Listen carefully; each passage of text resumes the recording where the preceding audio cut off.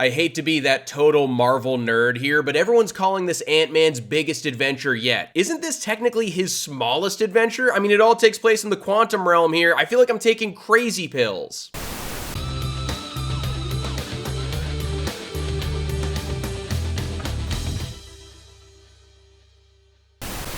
What's up, guys? I'm Sully, and today we're talking about the kickoff film for Phase 5 of the MCU, Ant-Man and the Wasp, Quantumania. All you need to know about this one is that it follows Scott Lang's daughter, Cassie. She makes a two-way radio to communicate with the quantum realm. Then one way or the other, the entire family gets transported there without a way back home. Getting out of the quantum realm is a lot easier said than done, especially when they find themselves going up against a massive foe who's able to wield time itself. And it's basically up to Ant-Man to get his entire family out of there safely in one piece. So my anticipation level for this skyrocketed, and I'm sure it did for a lot of other people too, after Marvel announced that this would be the kickoff point for Phase 5. Some of that being that we're just out of Phase 4, we're turning a new page, get us out of there, but also because it's going to fully introduce Kang. We know he's the next big bad of the MCU, and it seemed like Scott Lang as Ant-Man was finally getting his big adventure. So did this movie deliver on all of that stuff?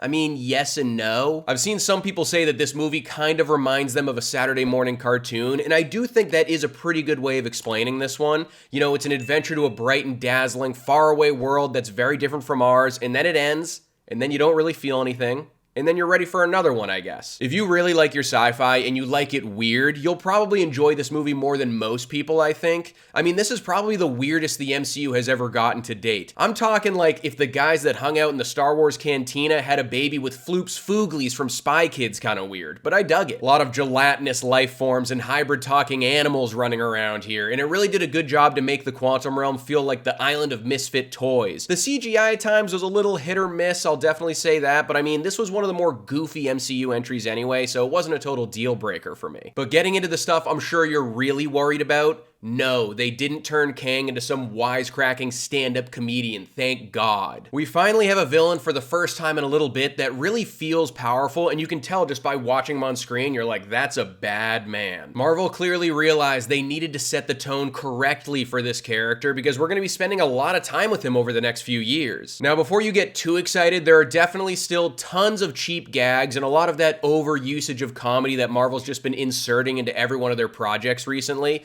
but not when Kang is on screen doing his thing. All of that is pretty much saved for Modoc here. And if there are any lifelong, die-hard Modoc fans in the house tonight, I am deeply sorry for what you're about to see in this movie. I didn't absolutely hate the way he's portrayed. I mean, he served his purpose for this particular film, I guess, but that's just not the character we know of. Like in the comics, he's supposed to be one of the smartest people in the entire Marvel universe. He's got a massive head to fit his massive brain. He's super intelligent. So I just really don't think he would have fallen for the stuff that he fell for in this movie, but I mean, whatever. Getting back to the actual performances here, I thought Jonathan Majors and Michelle Pfeiffer were the MVPs of this movie. They were head and shoulders better than everybody else involved in this project. And the movie actually gave us a lot more of their backstory than I was expecting. Like, obviously we know her character spent a lot of time in the quantum realm, so it makes sense that she would probably interact with Kang, but having a character in the good guy camp that knew firsthand how powerful and bad Kang was really helped to up the stakes of the movie a little bit. Some of the other performances weren't as great. I won't spend too much time on this, but I didn't really feel the chemistry between Paul Rudd and Catherine Newton.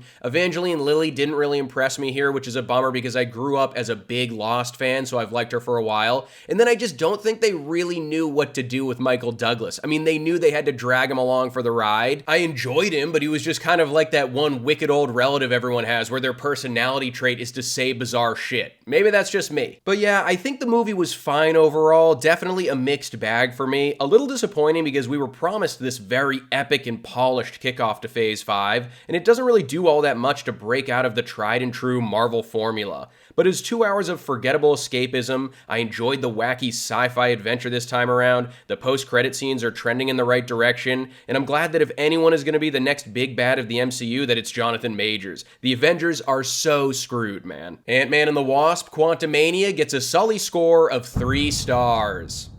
So that's my review of the new Marvel movie. Could we please just get Kang to use his little time chair to skip us right to Secret Wars? Pretty please? But anyway, let me know if you're gonna go check this one out or if you've already seen it. Don't forget to like this video and subscribe to the channel if you haven't, and I'll see you guys at the next video.